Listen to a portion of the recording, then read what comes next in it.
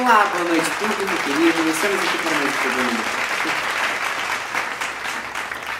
programa. Nós vamos falar hoje um pouco sobre a literatura brasileira, sendo mais específico o livro Urupês, que foi escrito por Monteiro Lobato em 1943. Esse livro é conhecido por ter os contos com fins bem trágicos, onde... Fins bem trágicos, né? Tá bom assim. Que pena, né? Tá, hoje nós vamos ter uma convidada muito especial, a psicóloga Maristela Perim Maia da Silva, que é formada há 25 anos pela Faculdade Tuiuti do Paraná. Neste programa também contamos com a presença da psicóloga Luciane Vilas Boas, que é formada pela Pontifícia Universidade Católica do Paraná e é formada desde 1993. Por favor, entre, Maristela!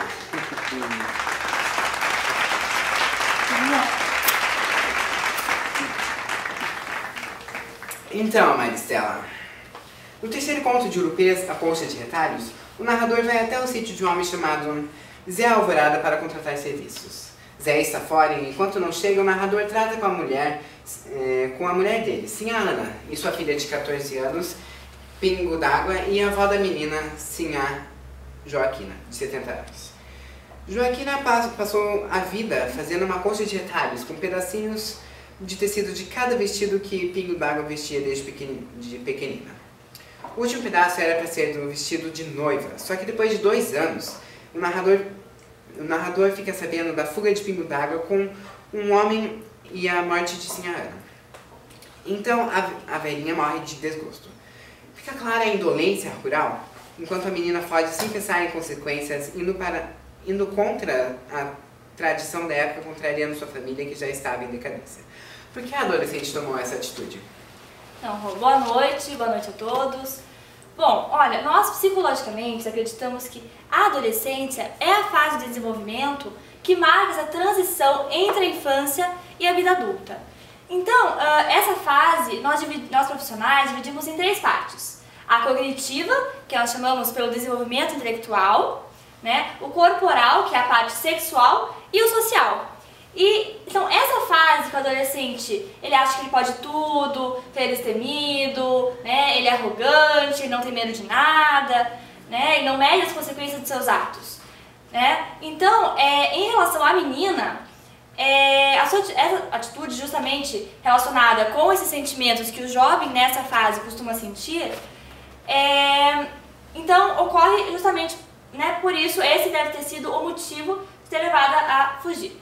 Então, e também pelo fato dessa família ser tão tradicional como você mencionou, né? Com regras, o costume da época, né? Não percebendo que também a filha estava com problemas. Então, falta o diálogo e a atenção com os pais. Então, e durante todo o conto, o autor critica a ignorância e o declínio da vida campestre. Isso pode ser visto também nas cidades e nos dias de hoje? O que você acha? Em relação a essa questão, eu particularmente, eu acho que não importa o local onde você mora, né, o meio em que você vive. Então, o que importa é exclusivamente você e as escolhas que você faz, certo? Então, a vida no campo, ela está em declínio justamente por quê? Porque não tem incentivo do governo, tem essa falta de segurança, certo? Mas ela também pode ser considerada uma vida muito tranquila, boa, sem estresse, aquela agitação das grandes cidades, certo? E hoje em dia, quem mora no campo, até, né, já teve essa possibilidade do acesso à internet, né, à antena parabólica, né, podendo se conectar com o mundo já, certo? Então, não tem mais essa parede que dividia aí o meio, né, o mundo do interior. Então, com toda a tecnologia, as grandes cidades, né, elas também estão em declínio devido à massificação das metrópoles. Porque hoje o homem está sempre estressado, ele não consegue relaxar, ele não aproveita o que essa grande metrópole pode lhe oferecer, certo? Então, tanto na parte intelectual quanto na parte do lazer. Então, hoje, eu pelo menos acredito que o homem ele é escravo do seu próprio sistema. Bom, Marcela, muito obrigada por sua presença. Já voltamos com a nossa próxima convidada, Luciane Vilas Boas.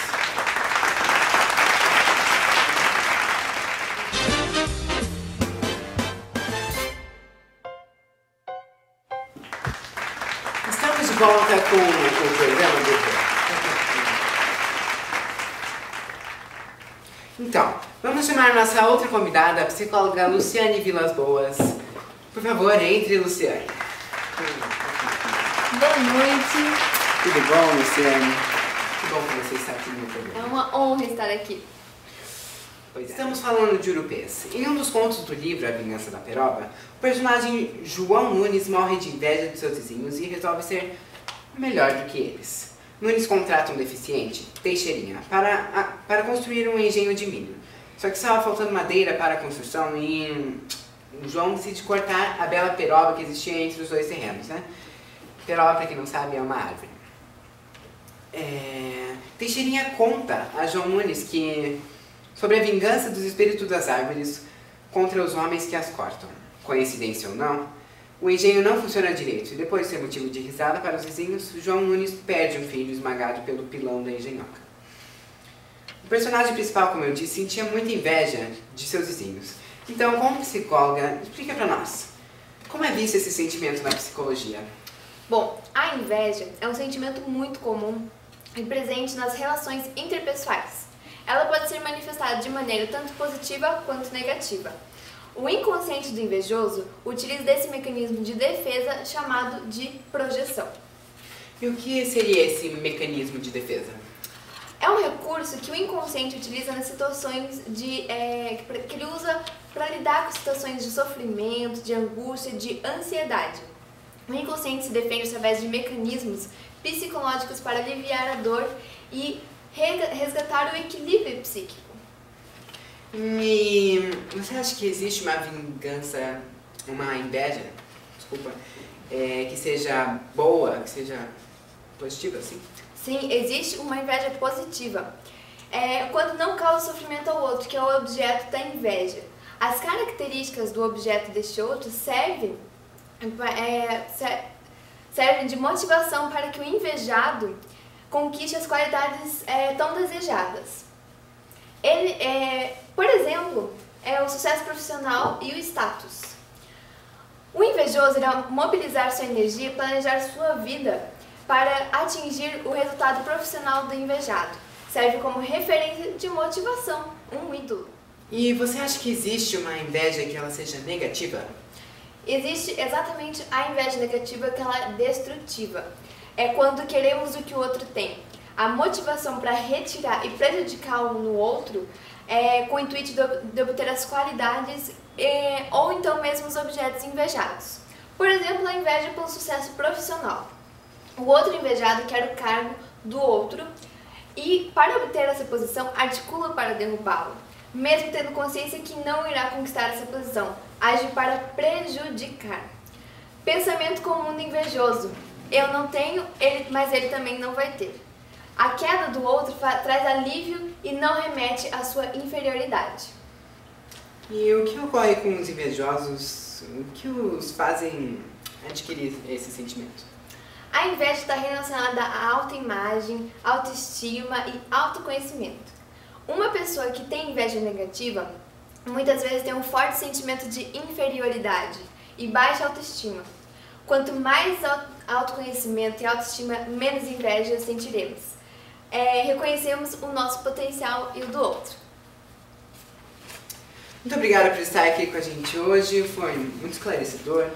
E, bom, parece que já exploramos muito dos nossos convidados hoje, né? Então aqui encerramos nessa noite o nosso programa do Rô, e sabendo um pouco mais sobre esse ícone, esse gênio prestigiado de múltiplas facetas que é o Lobato. Então, um beijo do gordo, pessoal. Boa noite!